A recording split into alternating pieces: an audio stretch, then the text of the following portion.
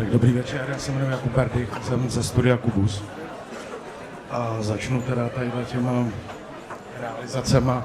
Tohle je kostel svatého Bartoloměje v Kodovicích, který jsme měli možnost pracovat cirka před 5 lety. A tím, že jsme použili tyhle ikonické židle Wernera Pantona a prořezali do nich ty kříže, jak jsme okamžitě přišli o záruku. Koberce jsme nakoupili v second-handech a současný vyslanec Boha pan Duka říkal, že to má příjemně no víte, jaký myslím rozměr. Ekumenický. Teď asi přijde, nevím co přesně, že jo, tohle je fotografie ze včerejška. To je studio, který jsme dělali před 2 roky a nestihli jsme ho vyfotit. Já jsem ho chtěl vyfotit, abych vám to dneska předvedl tady. A dozvěděl jsem se, že ho zítra rušej, tak aspoň abyste jako viděli, že jak ten projekt byl o tom, že to studio skýtá možnost vysílat z něj asi 18 pořadů, tím, že se různě světelně mění a obracejí se ty trouhelníkové panely.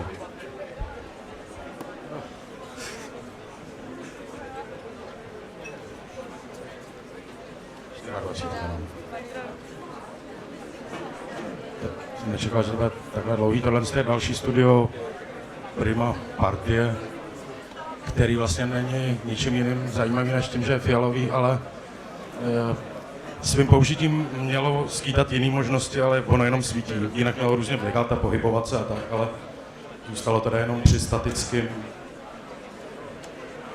Tohle je interiér společnosti Film Brigade a Bionaut, který je zajímavý pouze tím, že tam sídlí 2 společnosti, a to tady na té fotografii nevidíte. Oba její majitelé mají jeden velký stůl, který je ping-pongový, ale na fotce to není teda bohužel. Tohle je interiér galerie Dogs, který jsme měli možnost zpracovat pro pana Leoše Válku a kde jsme se nakonec stali vlastně provozovateli design shopu, za což jsme mu vděční. Zároveň teda nevíme, jak se zastavit vůbec. Tohle je jedna z dílčích výstav v design shopu v galerii Dogs a je to pro společnost Ladro, což je španělská porcelánka, město Party. Tohle jsou budky, které jsem pozbíral různě po lesích a domácnostech k tomu čistému porcelánu a k tomu ptactvu. Tohle je naše instalace pro Expo v Šanghaji, kdy jsme vzali porcelán, který původem samozřejmě pochází z Číny a vykoupili jsme tady továrnu, která krachovala a odvezli jsme ho zpátky do Číny, takže tam zůstal. Stejným způsobem jsme tam předvedli ten jejich slavný cibulový vzor, že, kterýmu my říkáme cibulák a pro ně je to granatové jablko, tedy v originále.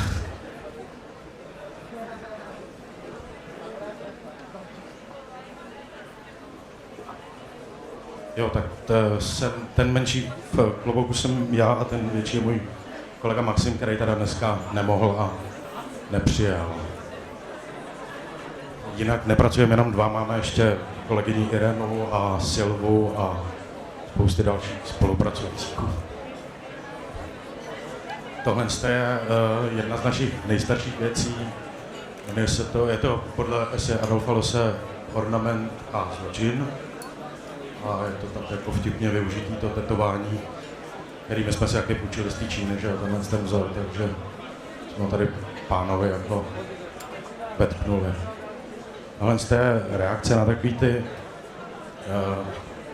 kýble, co jsou vždycky v květinářství, tak je tam přisunutý ten skleněný tvár a skláři to nesnáší, protože mají pocit, že spojit plast se sklem je prasečina. Tohle je takový jako výbor z těch věcí, které my děláme, které jsou, řekněme, po světě nejúspěšnější a přes těch 9 let, co to děláme, tak pořád nějakým způsobem jako fungují, že mají svý zákazníky a odběratele. My teda prioritně vyrábíme porcelán a sklo ve vlastní produkci a prodáváme ho i ve vlastní galerii, jako řekněme. Tohle to jsou zpracované tvary z porcelánky, ale přisunutý ještě ty naše tvary, to je jako legrace, jmenuje se to Kafkanista.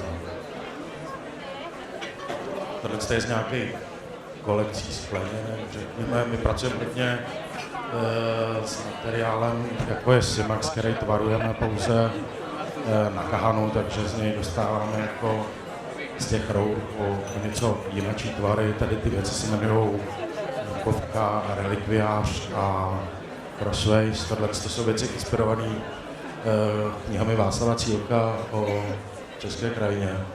A vlevo dole to je Macocha, to nahoře je Říp. A jsou to vlastně jako skleněné formy použitý zároveň jako součást toho skleněného objektu. Tohle to jsou práce v mramoru teda, protože já jsem jako původní profesor sochař a ne úplně designér, ale co tak víte, jako, že ta paleta pro to nakládání těch těžkých věcí je samého světa tak těžká, že nejde prostě vůbec.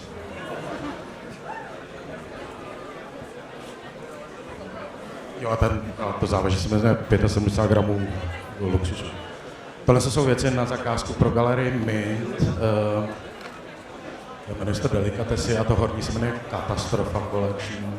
Bylo to asi 10 vás, které jsou opatlaný lepidlem a vyválený v hlíně a jsou na nich různý předměty z ulice, tak jako zametete. Tohle je poslední věc, která byla pro sympozium Sochařských Bořicích. Je to takový můj vzkaz budoucím generacím Einsteinovy rovnice předělený do této podoby. Děkuju.